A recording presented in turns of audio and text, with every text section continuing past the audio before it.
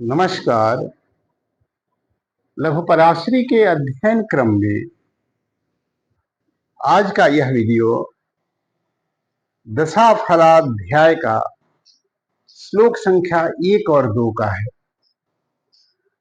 जैसा कि आप जानते हैं कि कुंडली कितनी भी अच्छी हो, लेकिन दशाफल आप कहने में सक्षम नहीं है या दशा अनुकूल नहीं चल रही है तो अच्छी कुंडली वाले जातक भी पिछड़ जाते हैं। उसी प्रकार कोई कुंडली अगर निर्बल भी है पहले दृष्टिकोण में और दशाएं अच्छी चल रही हैं उसकी, तो वो जातक जो है वो आगे निकल जाता है।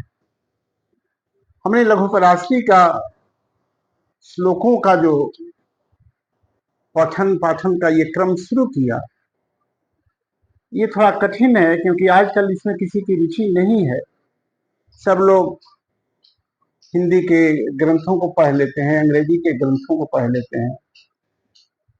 मैं भी इस कार्य के विस्तार के लिए बहुत सारे अंग्रेजी ग्रंथों को पढ़ा और अपनी योग्यता को बढ़ा करके इस ज्ञान को फैलाया।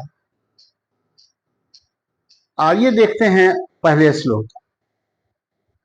न दिशेयु ग्रहा सर्वे स्वदशासु स्वभुक्तिषु शुभम फलम निर्णाम आत्मभावानुरूपता आत्म संबंधिनो ये च जेवा निज धर्मिणः तेषाम अंतर्दशास्वेव दिशन्ति स्वदशाफलम। क्योंकि कुंडली जब पहले आती है तो जातक कुछ बोलता नहीं है, जो कुंडली दिखाने वाला आता है उसको अपने आप बताना पड़ता है। तो कैसा पहले समय चल रहा है उसी का विश्लेषण कर देते हैं कि ऐसा ऐसे चल रहा है, आप ऐसे हैं, आप ऐसे हैं।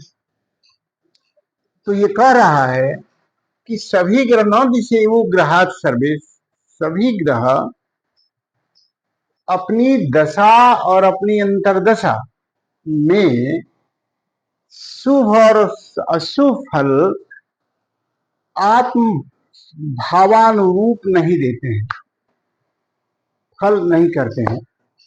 अर्थात कोई भी ग्रह यदि वो केंद्र का अधिपति है, त्रिकोण का अधिपति है या त्रिसदाय का अधिपति है, तो वो अकेला फल कहने में सक्षम, देने में सक्षम नहीं है, स्वतंत्र नहीं है, वैसा फल नहीं कर सकता। जैसे यहाँ पर अगर शुक्र की दशा चल जाए, लग्नाधिपति की दशा चल जाए और उसमें ये बृहस्पति की दशा आ जाए, तो ऐसे में शुक्र जो है वो सक्षम नहीं होगा शुभ फल देने के लिए, क्योंकि वो दूसरे ग्रुप के ग्रहों के साथ उसका संबंध बन गया है। क्योंकि जो बृहस्पति है वो 3 और 6 का अधिपति हो गया है। फिर नीचे का श्लोक कहता है आत्म संबंधिनो जे च जेवा निज धर्मिणा तेषाम अंतर्दशा स्वेव दिशन्ति स्वदशाफलम। जब उसके ग्रुप के, उसके समूह की जब दशा और अंतर्दशा जब रहती है, तभी वो ग्रह जो है वो अधिक प्रबल होकर के उस भाव या आत्म संबंधी जो है वो फल को करता है। अब ग्रुप कौन कौन सा होगा तो आप देखेंगे एक समूह का कौन कौन सा होगा। परस्पर त्रिसादायापति, यदि तीसरे भाव, छठे भाव और एकादश भाव के स्वामी की महादशा अंतर्दशा चल रही है तो वो आत्म भावानुरूपता फल देते हैं। 3 का मतलब है धनु राशि, 6 का मतलब है मीन राशि और 11 का मतलब सिंह राशि। धनु मीन का स्वामी गुरु और सूर्य का जो है वो सिंह का स्वामी सूर्य। तो जब गुरु और सूर्य का चलेगा तो ये परस्पर उसमें ज्यादा एक्टिव होकर के शुभ फल को या अशुभ फल को देंगे। दूसरा कौन होगा? केंद्राधिपति। यदि शुक्र की महादशा चल रही है और शनि की अंतर्दशा चल रही है, दोनों केंद्र के अधिपति हैं, इनका ये निज धर्मी बन जाता है, सहचर बन जाता है।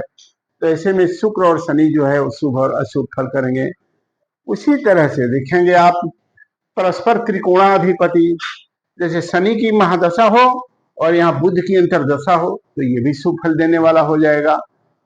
उसी तरह से द्वितीय भाव और द्वादश भाव के दशा स्वामी कि यदि परस्पर महादशा अंतर्दशा हो तो वो अपने स्वभावानुसार फल देगा, अर्थात वो भी अच्छा फल नहीं देगा, क्योंकि खर्च की अधिकता, परेशानी, भाग व्ययगतम, संजक्ष धनक्षयम, इस तरह का शुभाशुभ फल देगा।